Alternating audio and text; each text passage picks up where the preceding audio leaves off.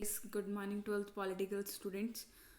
बेटा हमने era of one party dominance chapter complete किया था, जिसमें हमने ये पढ़ा था कि कांग्रेस कैसे फर्स्ट 3 इलेक्शंस में अच्छा खासा डोमिनेंस करती है, अधिकार जमाती है अपना। अब हम पढ़ेंगे next chapter politics of the plan development. इसमें आपका जो मेन मोस्ट इंपॉर्टेंट टॉपिक था वही डिलीट हो चुका है। Planning commission and 5 year plan से ही मेन इंपॉर्टेंट टॉपिक था, ये कट चुका है, लेकिन बाकी हम करेंगे। सो करते हैं स्टार्ट। इसमें हमें ये बता रखा है, स्टार्टिंग में उड़ीसा का एग्जाम्पल दे रखा है कि कैसे उड़ीसा अच्छा खासा एग्रीमेंट करती है बाकी कंट्रीज़ के साथ। MOU मेमोरेंडम ऑफ अंडरस्टैंडिंग एक एग्रीमेंट साइन करती है, बिकॉज उसके पास अच्छा खासा ऑयल रिसोर्सेज होते हैं, तो वो बाकी कंट्रीज़ के साथ MOU एग्रीमेंट साइन करके उसको अच्छे से यूज़ कर सकती है।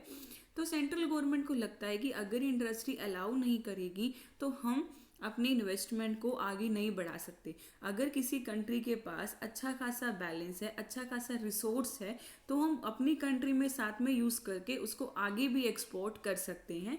तो ये हमारा प्लान्ड होता है कि कैसे हम अच्छे से यूज़ कर सकते हैं।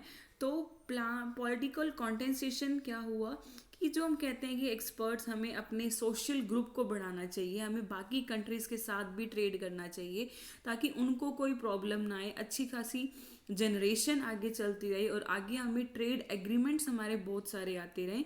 तो इसी को लेकर हम ये चैप्टर आगे स्टडी करेंगे, कैसे कंट्री में इकोनॉमिक डेवलपमेंट अच्छा चला, कैसे कंट्री का जो बजट सिस्टम है वो इम्प्रूव हो चुका।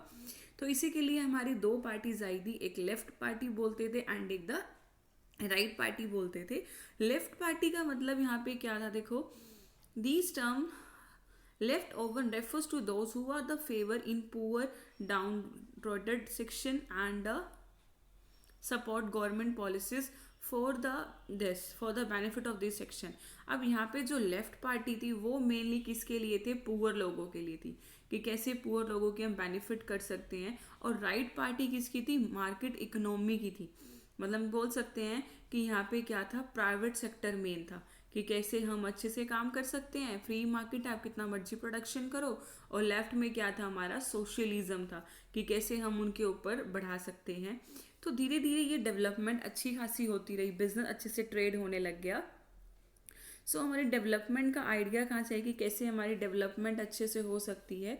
तो डेवलपमेंट हमारी अलग अलग सेक्शंस की हम बात कर रहे हैं। जैसे for example an industrials who is planning to set a steel plant, urban कौन सी सिलेक्ट कर, मतलब हर एक की डेवलपमेंट अपनी अलग अलग होती है।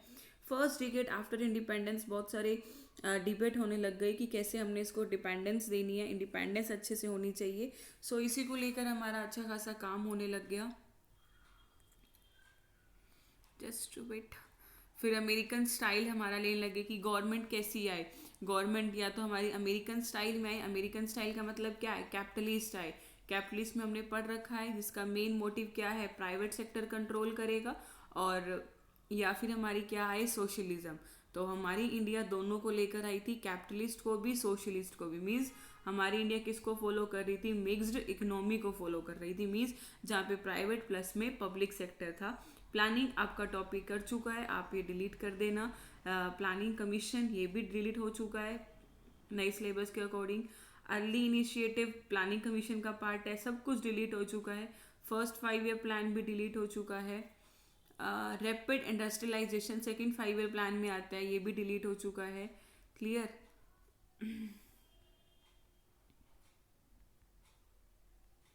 ये सब कुछ डिलीट है, सो प्लीज़ डिलीट कर देना। यहाँ से आएगा पब्लिक वर्सेस प्राइवेट सेक्टर।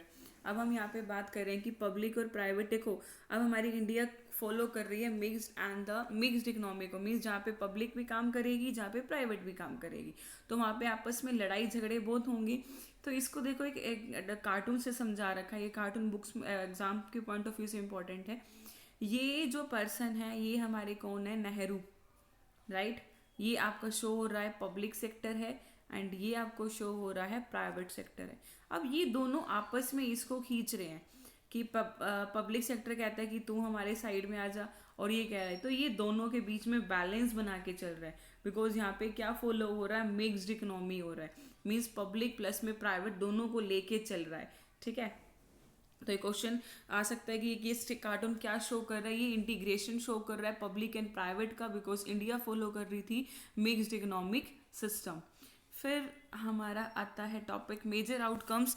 हमने जो चैप्टर्स पढ़े थे इसका ऑब्जेक्टिव कैसे था कि लैंड के ऊपर रिफॉर्म कर सकते हैं, कैसे हम अपने लैंड को अच्छे से डेवलप कर सकते हैं, अपनी पॉवर्टी को कितना हम कम कर सकते हैं। इसी को लेकर बहुत सारी फ्यूचर जनरेशन भी पार्टिसिपेट की गई, जैसे पाखड़ा नंगल हीराकुंड डैम ये अच्छे से डेवलप किया गया, जिससे हमारी बिजली अच्छे से बन सके। तो हमारे ऐसे एफर्ट्स किए गए थे। लैंड रिफॉर्म की मैं अच्छे से बात करूं तो लैंड रिफॉर्म पहले हमारी जो लैंडलॉर्ड्स थे उनके पास होती थी, फिर धीरे धीरे वो हमारे पब्लिक गवर्नमेंट ने अपनी जब्त कर ली थी। गवर्नमेंट बहुत कम अमाउंट में उनको दे देता था land. Food crisis, agriculture situation बहुत वर्स्ट हो चुकी थी। हमने ये भी पढ़ा था 67 में जब इंदिरा गांधी प्राइम मिनिस्टर बनी थी, तब हमारी इंडिया में बहुत गलत अफेक्ट्स आ गए थे। लाइक पावर्टी बढ़ गई थी, इंपोर्ट करना पड़ रहा था फूड, अनएम्प्लॉयमेंट आ गया था, जिसकी वजह से हमारी कंट्री में डिवेल्यूएशन ऑफ रूपी भी लगा था, राइट।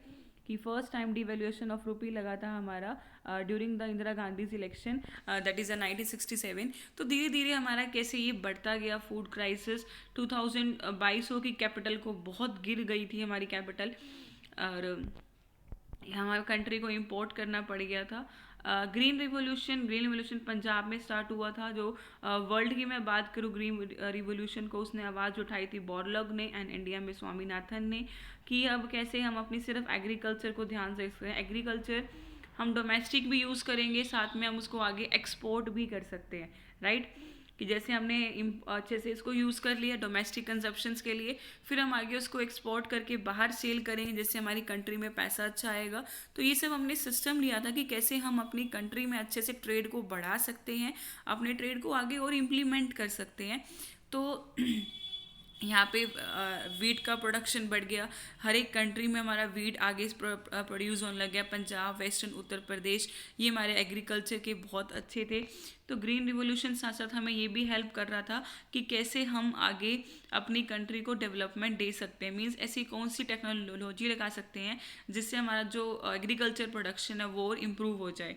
फिर वाइट रिवोल्यूशन सफ़ेद क्रांति जिसे हम बोलते हैं, ये हमारी मिल्क के लिए था। जो अमूल कंपनी का चेयरमैन भी है वर्गीस कुरेन ये आया हुआ है, देखो वर्गीस कुरेन को हम मिल्क मैन ऑफ इंडिया भी कहते थे। इसका मेन मोटिव था कि कैसे हम मिल्क को अच्छे से डेवलप कर सकते हैं और आगे बेच सकते हैं। तो इसके लिए इसने ऑपरेशन फ्लड, क्वेश्चन आ सकता है, रूरल डेवलपमेंट प्रोग्राम एक स्टार्ट किया था, जिसे हम क्या बोल रहा, ऑपरेशन फ्लड कब आया था, 1970 में स्टार्ट हुआ था, जिसका मेन मोटिव था कि जो गाँव में ये छोटे मोटे मिल्क मैन होते हैं उनका मिल्क कैसे हम आगे प्रोड्यूस कर सकते हैं, डेयरी फॉर्म को कैसे हम आगे बढ़ा सकते हैं।